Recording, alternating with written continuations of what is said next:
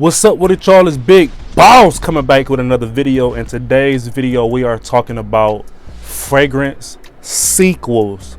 Okay, now it's not really sequels, technically it is sequels, but I mean the fragrance concentrations. Every single fragrance that released nowadays, if it's designer, usually have an eau de toilette, an eau de parfum, a parfum, and now they just start dropping elixirs. I always thought they made that to tailor towards people that wanted different levels of fragrances. Just like when you go to Wingstop and they have different intensities of heat when it comes to the different wing spices you can get. I kind of thought that's what the fragrance companies was doing. I kind of figured they was thinking like, okay, Dior Sauvage, and then if you want a stronger Dior Sauvage, get the Dior Sauvage Eau de Parfum. If you want stronger than that, get Parfum. If you want stronger than that, get Elixir. Pick your favorite out of the four, and I thought they did that to reach a larger audience. But when it comes to different concentrations can't be like intensity levels of food. See, if you're eating wings and your wings is mild and you don't want hot, that's because when you ate hot, it made you uncomfortable and you didn't want to eat the food and it didn't make the food enjoyable. But when it comes to fragrances, we aren't really like that. Like Dior Sauvage Elixir is the strongest concentration of Sauvage, but it don't bother anybody that likes Dior Sauvage the Toilette. It's not bothering them. You know what I mean? It's not making them uncomfortable. People are now getting all four concentrations of Dior Sauvage, and they release each one of these concentrations like it's a whole new fragrance. They don't release it and market it like if Dior Sauvage Eau de Toilette wasn't strong enough, this one, the Eau de Parfum, is right up your alley. Each four of the Dior Sauvages is different altogether. And that's what made me start thinking, like, what is the difference between the concentrations? If the analogy I use for wings getting hotter is on a linear scale, which is mild, and then it goes up in intensity based on the Scoville. If I use that same principle with fragrances, each concentration should last longer and longer and longer, but that's not the case. Dior Sauvage Eau de Toilette lasts longer than Dior Sauvage Eau de Parfum. Dior Sauvage Eau de Parfum lasts longer than Dior Sauvage Parfum, but Dior Sauvage Elixir actually lasts longer than the Eau de Toilette. So you're not buying it based off the concentration.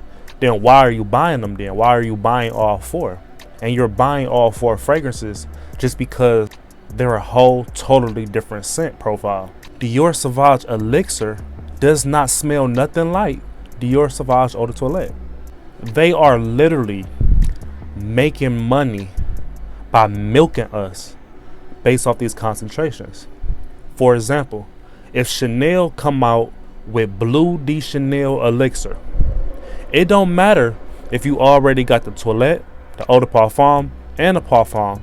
Just because they came out with an elixir, we're going to get that elixir. So keep that in mind. Also, the higher they go in concentration, the more they don't smell nothing like the original.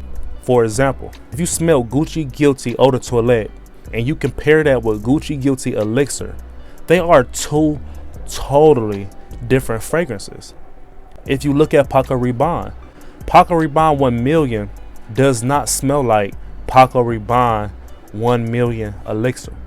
They smell totally different. None of the notes inside there are the same. They're two different fragrances. The only reason why Paco Rabanne called it an elixir is so they can sell more.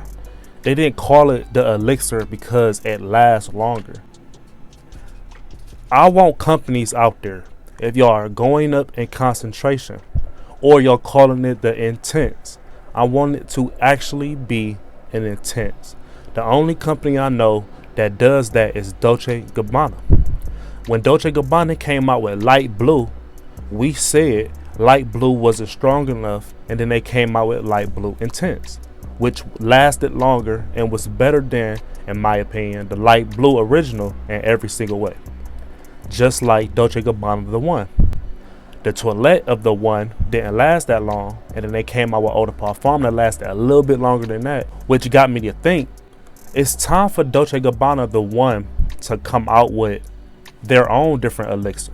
Would y'all get that? A Dolce & Gabbana the one elixir? I would get that for sure. Hey y'all, I'm about to wrap this video up. If you want like a part 2 of me getting more detail with this type of topic on different concentrations, y'all just let me know in the comment. Just because it's going up in concentration does not mean it lasts longer. You have to test these fragrances, or y'all can go to my channel and see me compare each one of the fragrances and let y'all know, do it really last longer or not. For y'all, I'm going to start testing each level of quality in each of these fragrances. I'm going to spray the fragrance on my skin, and I'm going to sit there and smell it and compare it against other fragrances in the more scientific type video style.